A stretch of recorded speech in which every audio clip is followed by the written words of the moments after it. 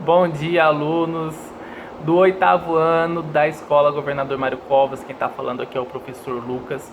Mais um vídeo, mais uma semana de atividades, mais um roteiro. Dessa vez é o último, tá? Pelo menos para quem fez tudo, né? Quem não fez vai ter que fazer hoje de recuperação. Mas a gente vai fazer esse nosso último roteiro, que está com a data do dia 9 a 30 de novembro, tá bom? Esse é um roteiro que vai tratar de dois temas muito interessantes, né?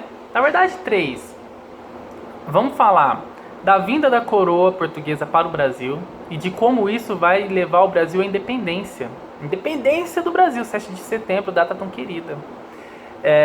E aí depois a gente vai falar, comparar a independência do Brasil com a independência dos outros países, que é uma coisa interessante de vocês pensar que o Brasil tem uma independência ímpar na história do mundo. Nenhum país teve uma independência como a do Brasil. E isso não é motivo de orgulho, na verdade é mais motivo de vergonha.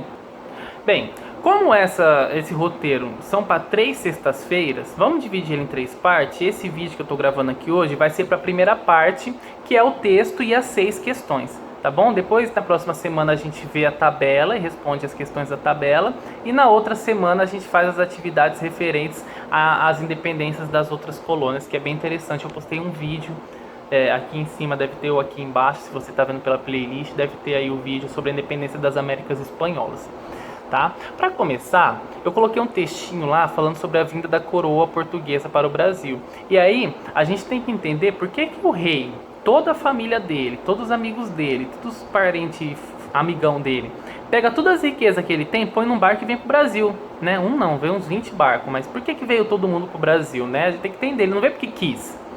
O rei Dom João VI, né, e a mulher dele, e a família dele, todo mundo, veio fugido do Brasil, fugindo do Império do Napoleão, né? Lembra que a gente está estudando sobre a Revolução Francesa e a Era Napoleônica? O Napoleão, ele tinha um sonho muito parecido com o do Hitler, né, na Segunda Guerra Mundial. O sonho do Napoleão era simplesmente que a França dominasse toda a Europa.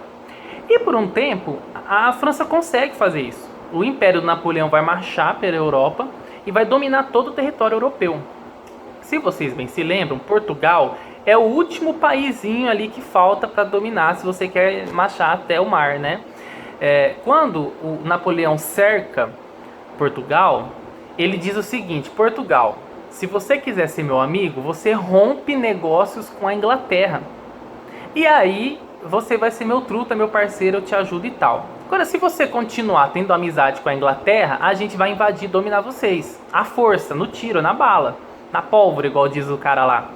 Bem, o que acontece? Portugal não tem muito o que fazer. Porque a Inglaterra, porque se a França era um país grande, forte, que estava dominando tudo, a Inglaterra era um país que dominava o mundo inteiro. A Inglaterra é a maior frota naval, o maior exército, o país mais rico do mundo, tal, não sei o quê. Nesse momento da história, Inglaterra e França vão entrar numa picuinha, um brigando com o outro, né? E a França vai declarar um negócio chamado bloqueio continental. O que é o bloqueio continental?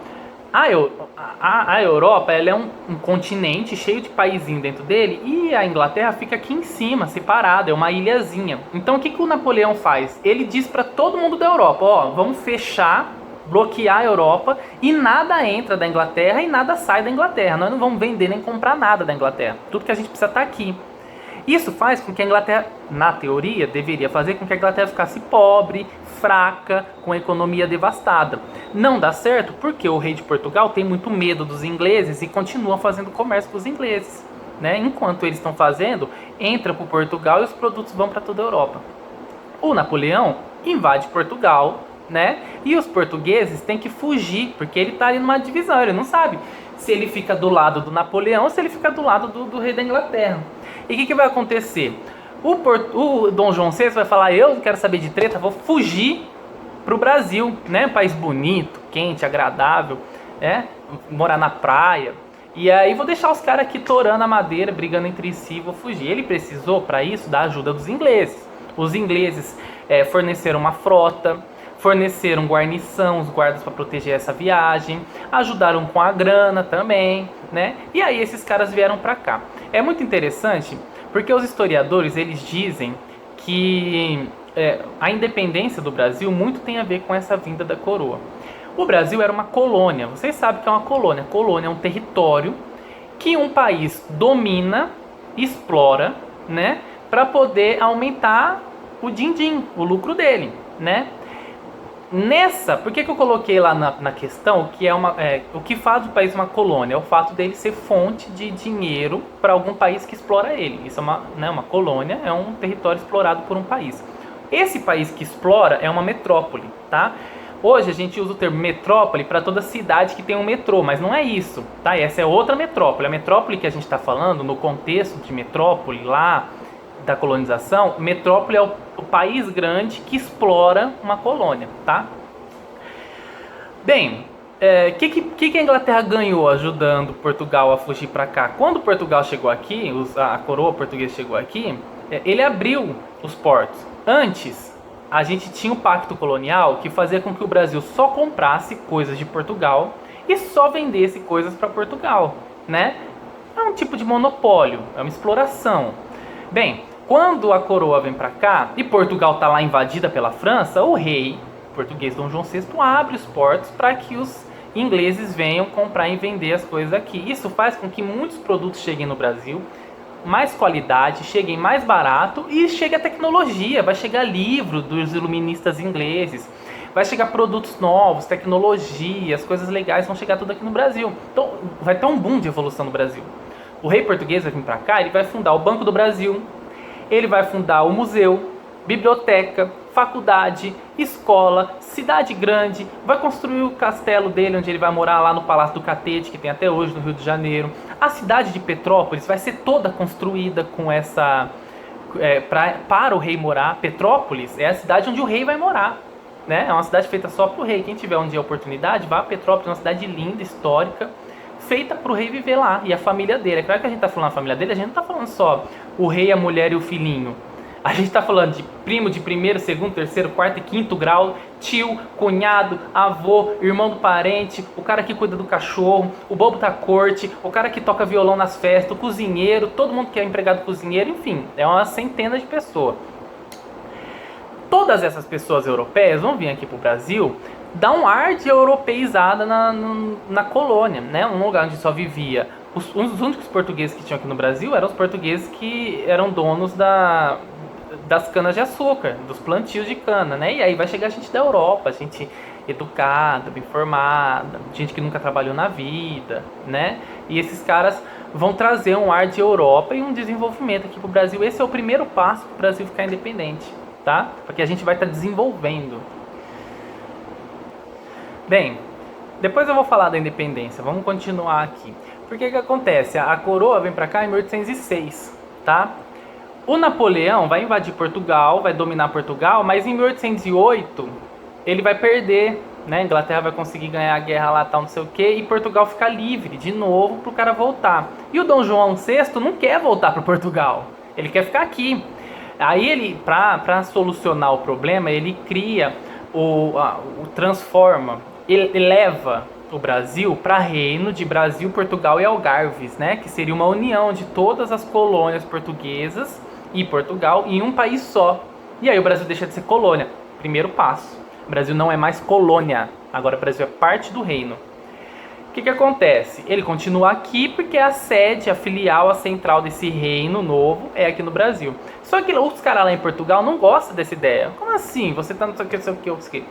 Por enquanto, em 1808, a mãe dele, a Maria Doidona, Maria Louca, ela vai ser a rainha da França, ou de Portugal, desculpa. Ela é a rainha de Portugal. E o filho dela tá aqui, o Dom João VI. Só que os portugueses não respeitam essa decisão. E começam a bolar um plano para derrubar ela e outras famílias, o rei da Espanha tinha interesse, né, de dominar esse território. Teve muita briga, confronto, isso aí eu explico em um outro momento. Mas o que acontece? Em 1820, notem, 12 anos depois, ele ficou 12 anos aqui enrolando para voltar. 12 anos depois, em 1820, Dom João VI se vê obrigado a voltar para Portugal. E o filho dele, o Dom Pedro I, é o escolhido para ficar aqui no Brasil, tá?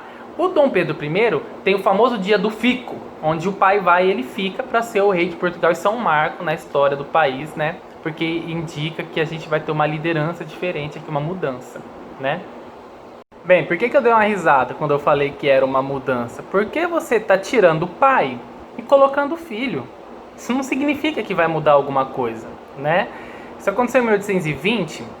Em 1822, o Dom Pedro I declarou a independência do Brasil, 2 anos depois, por dizer que o Brasil estava aí perdendo sua autonomia.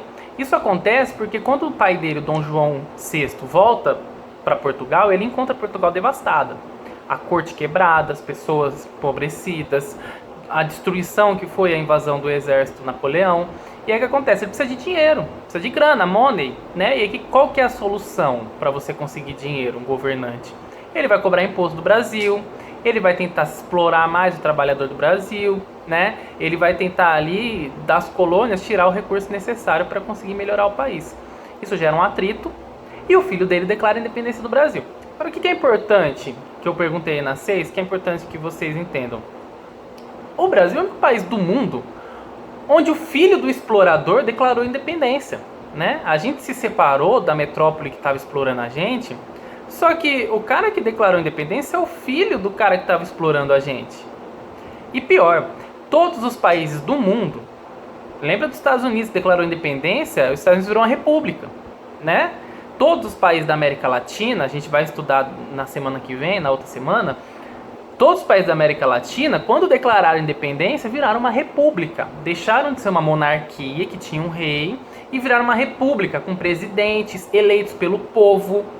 Todos os países do mundo que fizeram independência, o povo saiu na rua para pedir independência. O povo falou, agora queremos ser independentes. Não aconteceu isso no Brasil. No Brasil ninguém nem sabia que o Brasil ficou independente, porque continuou a mesma coisa.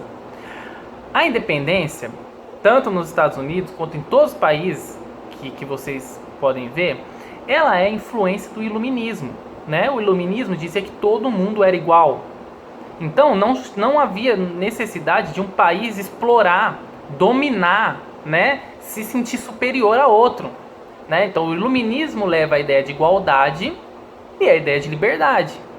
Agora notem que o Brasil deixou de ser colônia de Portugal, mas a gente não acabou com a escravidão. O Brasil tem o início dele, a marca inicial do Brasil foi o rei dizer que quer ser independente, ter liberdade, só para ele, para os escravos não. A gente escolheu a escravidão, né? Em 1822, muitos países do mundo, quando se declaravam independente, aboliam a escravidão.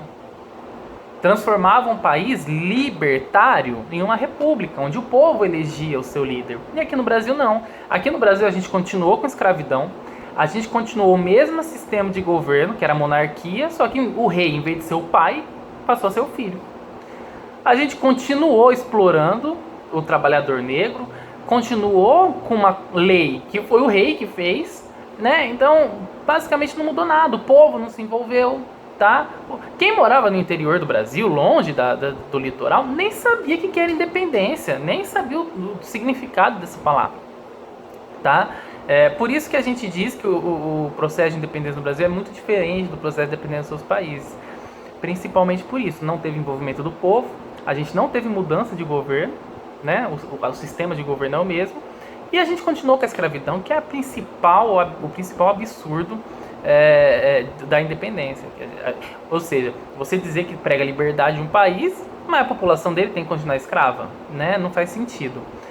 Por hoje é só, tá? Espero que vocês tenham entendido as questões, entendido minha explicação aqui. Semana que vem a gente faz a análise da tabela e eu começo a explicar para vocês sobre a independência dos outros países da América Latina, tá? Falar do Simão Bolívar. E aí na última semana, dia 27, eu acho que é a última sexta-feira, a gente termina as atividades, tá? Qualquer dúvida eu estou disponível no WhatsApp, aí onde vocês quiserem me encontrar. Pode mandar pergunta aqui embaixo, nos comentários do vídeo também que eu respondo, tá bom? Uma boa semana de estudo, boas atividades e até a próxima.